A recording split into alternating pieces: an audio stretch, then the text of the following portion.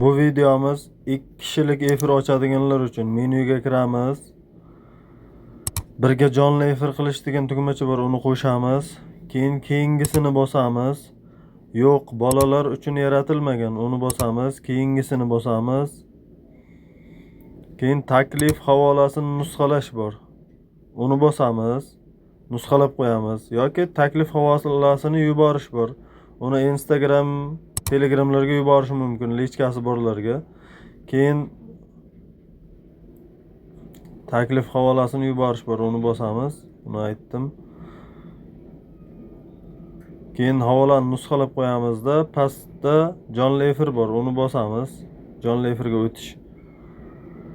Mana jonli efirga o'tyapmiz. Hali jonli efirga kirilgani yo'q. Pastda o'ng burchakda strelka bor.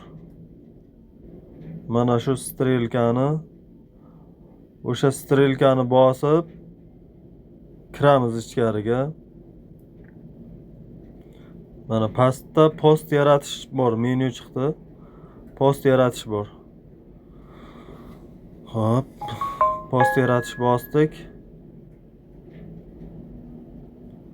Mana postimiz chiqdi. O'sha nusxalangan linkni postga qo'yamiz. Postga qo'yamiz, o'sha postdan hamma kirishi mumkin.